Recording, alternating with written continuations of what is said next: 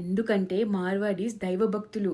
షాపుల్లో ముందు వాళ్ళు నమ్మిన దేవుడికి ఆరతి ఇచ్చి కానీ ఆ రోజు వ్యాపారం మొదలు పెట్టరు. గోసేవకులు. ఏ పూజ అయినా గణేష మండపాలైనా ముందు ఉండేది వాళ్ళే. సో అలాంటి వాళ్ళని దూరం చేయాలి హిందువులకి. అంటే ఏం చేయాలి? ఉందిగా బ్రేక్ అండ్ రూల్ పాలసీ కదా. ఆర్జే కిరణ్ మేడం గారు చెప్తున్నారు. కిరణ్ మేడం గారికి ప్యాకేజ్ బాగా అంది ఉంటుంది మార్వాడీల దగ్గర నుంచి. అందుకనే ఇక్కడ మన రాష్ట్ర హిందువులని కించపరిచేటట్లుగా, అవమానించేటట్టుగా మాట్లాడుతున్నారు ఆర్జే కిరణ్ మేడం గారు. ఏంటి మార్వాడీలు దైవభక్తులా? గోపూజ చేస్తారా? అంటే ఏ వాళ్ళ నమ్ముకున్న దేవుడిని పూజ చేయండి షాపులు తెరవరా? అంటే మన ఇక్కడున్న వ్యాపారస్తులు అంటే కోమట్లు, మిగతా రెడ్లు, చౌదరీసు వ్యాపారాలు అందరూ ఉన్నారు కదా. అంటే వీళ్ళందరూ మసీదు పోయి నమాజ్ చేసుకున్న తర్వాత షాపులు చేస్తారా మేడం? వీళ్ళందరూ చర్చికి వెళ్ళి ప్రార్థన చేసుకున్న తర్వాత షాపులు చేస్తారా? వీళ్ళు కూడా మీరు చెప్పినట్టు గోమాతను పూజిస్తారు. వీళ్ళు కూడా మీరు చెప్పినట్టు దైవ పూజ చేస్తారు. వాళ్ళు నమ్ముకున్న దేవుణ్ణి పూజ చేసి తర్వాతనే షాపులు చేస్తారు. వీళ్ళు కూడా మేము చూస్తున్నాం కదా. మా ఇళ్ళ దగ్గర కూడా మా ఫ్రెండ్స్ వైసెస్ ఉన్నారు, వ్యాపారస్తులందరూ మా ఫ్రెండ్స్ ఉన్నారు, నాకు తెలుసు కదా. కాకపోతే మీకేంటంటే మొన్నటిదాకా హిందువులు అన్నారు.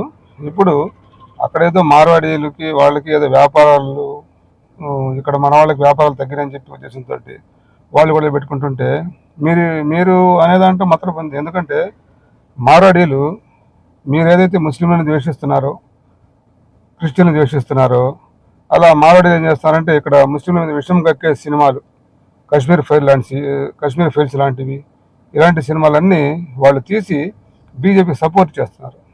బీజేపీకి ఎలక్షన్ ఫండ్ ఇస్తున్నారు బాగా.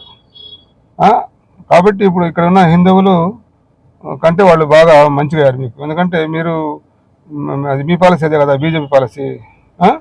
అందుకని ఇక్కడున్న హిందువులు అలా కాదు కదా, అందరితోటి కలిసిమెలిసి ఉంటారు. కాబట్టి ఇప్పుడు వీళ్ళకంటే మీకు మారడి అయిపోయారు. బాగా ప్యాకేజ్ ఉందనుకుంటా మేడం గారికి. ప్యాకేజ్ మేడం గారు. వీళ్ళెవరూ భారత్లో అక్రమంగా దూరి ఉంటున్న రోహింగ్యాలు, అక్రమ వలసదారులు, నా దేశం నుండి వెళ్ళిపోవాలి, వాళ్ళని మనం తరిమి కొట్టాలి అని అనలేదు. ఎందుకని? Go back Rohingya, go back Bangladeshi, go back Pakistani అని ఉద్యమం చేద్దామని ఒక్కనాడైనా అన్నారా? అంటే అక్కడ విషయం ఏంటి?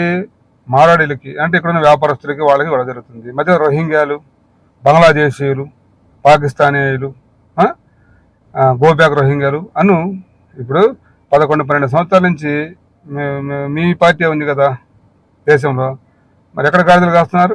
ఎందుకని రోహింగ్యాని పంపించాలా? ఇది ఒక వంక పెట్టుకొని రోహింగ్యాలు ఇక్కడ అంటే డైవర్ట్ చేయడం అనమాట. ఇక్కడ జరుగుతున్న విషయాన్ని డైవర్ట్ చేసి, అంటే అక్కడ జరుగుతున్న దాన్ని అట్లా వదిలిపెట్టి రోహింగ్యాలు, ముస్లింలు పంపించు. నీకు చేతకాక నువ్వు ఊరుకున్నావు. కానీ దేశం మొత్తం మీద 44,000 మందే రోహింగ్యాలు ఉన్నారు అన్ని రాష్ట్రాల్లో, దేశం మొత్తం మీద. అలాంటిది 65 లక్షల మంది ఓట్లని రోహింగ్యాల పేరు చెప్పి బీహార్లో ఓట్లు తొలగించారు. అది మీ చరిత్ర. మాట్లాడితే ముస్లింలు, పాకిస్తాన్లు, బంగ్లాదేశ్, కాంగ్రెస్, నెహ్రూ, ఇదేగా మీ బతుకు. ఉన్న విషయం ఏంటి? అక్కడ ఉన్న విషయాన్ని దాన్ని డైవర్ట్ చేయడం కోసం గోబ్యాక్ రోహింగ్యా అంట చెప్పు, గోబ్యాక్ రోహింగ్యా అని చెప్పు. నీకు చేతకాక మూసుకొని కూర్చున్నావు. పంపించండి, రోహింగ్యాని పంపించండి. ఎవరమ్మన్నారు మిమ్మల్ని ఇక్కడికి? వాళ్ళని దొంగముండ ప్యాకేజ్ అంతే ఏ మాటగా మాట్లాడింది. రాస్తున్న కళాలు, మాట్లాడుతున్న గొంతుకలు. పహల్గామాలో ప్యాంటు విప్పి చూసి నీ మతం ఏంటి, కల్మా చదవడం వచ్చా రాదా అని అడిగినప్పుడు ఎందుకు పెకల్లేదు, ఎందుకు రాయలేకపోయాయి? తెలంగాణ కూడా జరుగుతుంటే పహల్గామ్లో ఎవడ ఫ్యాన్ టిప్పి చూపించాడంట. ఇవిడికి ఫ్యాన్ టిప్పి చూపించింది. ఇవన్నీ ఇప్పుడు ఎందుకు అంత అవసరమా? అసలు జరుగుతున్న విషయం ఏంటి? ఏదన్నా ముస్లింలకు ఏదైనా సంబంధం ఉందా ఈ విషయంలో? ఆర్జే కిరణ్ ఈ జర్నలిస్ట్ అవుతారు అంటే ఇవన్నీ మనం వింటా ఉన్నాం కదా. మీ వీడియోలు మొత్తం విదేశాలు వచ్చేటి వీడియోలే. అసలు ఏదన్నా పహల్గాం దాడికి ఇప్పుడు నువ్వు చెప్పేదానికి సంబంధం ఉందమ్మా?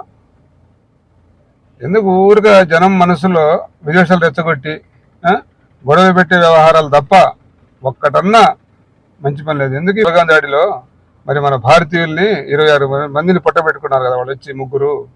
ఆ ముగ్గురిని ఇంత మటుకి పట్టుకోవడం మీకు చేత కాదా? దాని గురించి మాట్లాడడం మీకు చేత కాదు.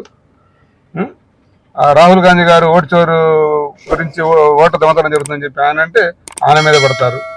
దానికి సమాధానం చెప్పకుండా ఉన్న ఎన్నికల కమిషన్ గురించి దాని గురించి మాట్లాడరు.